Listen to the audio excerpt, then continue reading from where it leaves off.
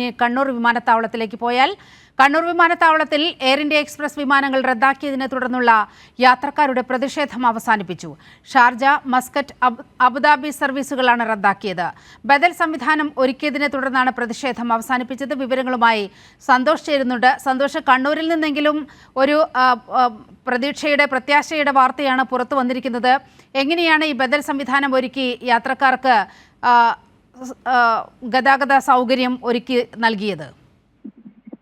നീലിമ, കണ്ണൂരിൽ നിന്നുള്ള യാത്രക്കാരെ നാളെ പുറപ്പെടേണ്ട എയർ ഇന്ത്യ എക്സ്പ്രസ് വിമാനത്തിലേക്ക് റീഷെഡ്യൂൾ ചെയ്ത് അയക്കാം എന്നുള്ള ഉറപ്പിൻ പുറത്താണ് ഇപ്പോൾ യാത്രക്കാർ പ്രതിഷേധം അവസാനിപ്പിച്ചിട്ടുള്ളത്.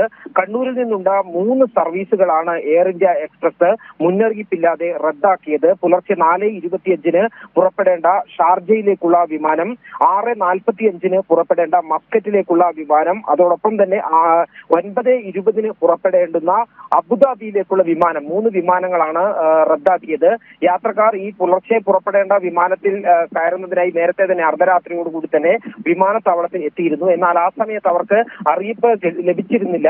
ചെക്ക് ഇൻ ആരംഭിക്കുന്നതിന് അല്പസമയം മുമ്പാണ് ഈ വിമാനം റദ്ദാക്കി വിവരം ലഭിക്കുന്നത്.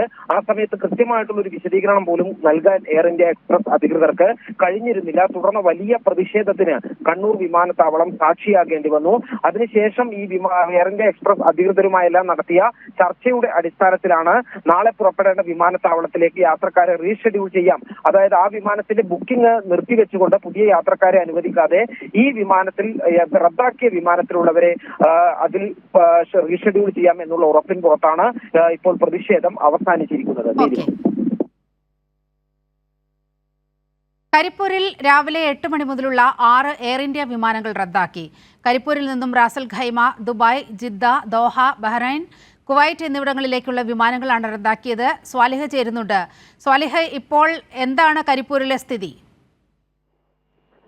നീലിമ, പ്രതിഷേധങ്ങളെല്ലാം അയവ് വന്നിട്ടുണ്ട്. പക്ഷേ രാവിലെ മുതൽ ഇന്ന് പുറപ്പെടേണ്ട 12ഓളം വിമാനങ്ങൾ, 8 മണി മുതലുള്ള 6 വിമാനങ്ങളാണ് റദ്ദാക്കിയത്. എല്ലാം ഗൾഫ് നാടുകളിലേക്ക് പോകുന്ന വിമാനങ്ങളാണ്. പലരും വിസ കാലാവധിയൊക്കെ തീരുന്ന ബുദ്ധിമുട്ടുകളൊക്കെ നേരിടുന്നവരാണ്. എന്നാൽ ഇന്നലെ രാത്രിയോടെ തന്നെ ഈ സമരത്തിന്റെ കാര്യങ്ങൾ, ഈ വിമാനം റദ്ദാക്കുന്ന കാര്യങ്ങൾ അറിയിച്ചിട്ടുണ്ട് എന്നാണ് എയർ ഇന്ത്യ അധികൃതർ പറയുന്നത്.